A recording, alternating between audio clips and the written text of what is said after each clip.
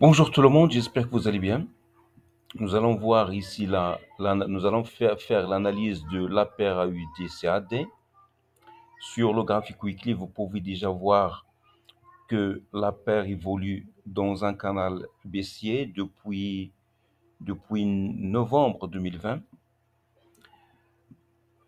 Donc, actuellement, il vient de tester la borne supérieure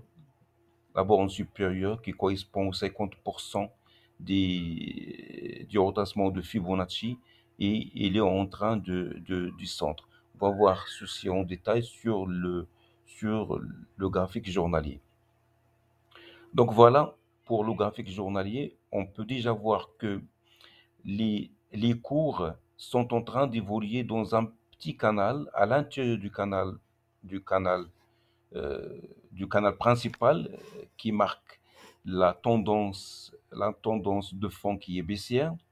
Donc ce petit canal, il est haussier et les cours sont en train d'osciller à l'intérieur depuis le 11 juillet, depuis le 11 juillet dernier. Donc voilà, ces cours viennent de sortir de ce canal. Ils ont testé ils ont cassé ici les 38,20% du retentissement de Fibonacci, mais ils n'ont pas arrivé à sortir du canal pour aller chercher les 50%. Ici, par exemple, à chaque fois que les cours atteignent les 50%, ils ils reviennent. Donc, à chaque fois, ils testent les 50% et reviennent. Voilà. Donc, ici, on a une petite consolidation. À chaque fois, l'évolution du cours ont été freinées par le niveau des 50%. La même chose ici. Ça a été, cette grande bougie verte a été freinée par le niveau des 50%.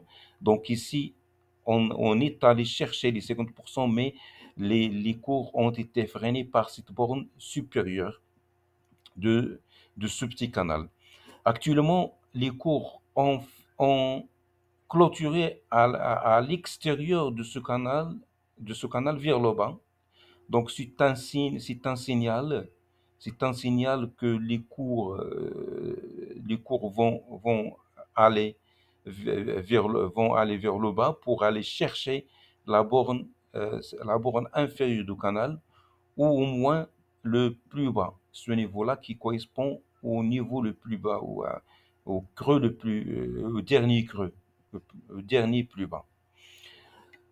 Donc, on a donc deux scénarios, soit on attend la cassure de ce niveau des 23,60% pour entrer en vente et aller chercher comme objectif, comme je viens de dire, le dernier plus bas qui est ici, qui correspond à 0,427,311, ou aller chercher ici la borne inférieure du canal.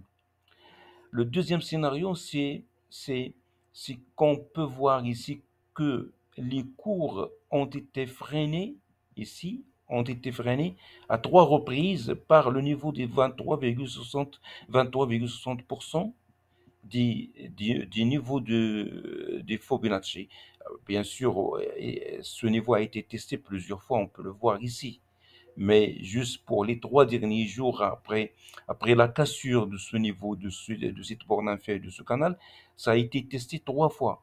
Ça a été testé 3 fois, donc on pourrait penser qu'il y aurait un pullback pour aller tester les 38,20% avant de rechuter. Donc, comme scénario, on peut voir le premier scénario, soit on entre ici, on attend la cassure de ce niveau et on entre pour vente et pour objectif, comme je viens de dire, soit on attend le pullback et entrer ici et toujours mettre le stop loss au-dessus du dernier plus haut qui correspond à ce niveau-là, qui correspond à ce niveau. Donc, donc ici. On doit mettre le stop loss ici. Soit le mettre ici, soit le mettre carrément à l'extérieur du canal. Mais de toute façon, ça reste toujours un meilleur rapport risque-rentabilité. Si on peut, on peut le mesurer, on peut le mesurer ici, par exemple, si on entre ici et on met le stop loss ici et le take profit ici, ça nous donne 1,08. Donc c'est pas beaucoup, mais ça reste toujours intéressant. Mais si nous avons comme objectif ici, la borne inférieure du canal. Donc, nous avons un ratio risque-récompense qui est de 2,1 qui est très intéressant. Donc, ainsi se termine notre analyse. Merci pour votre attention et à la prochaine.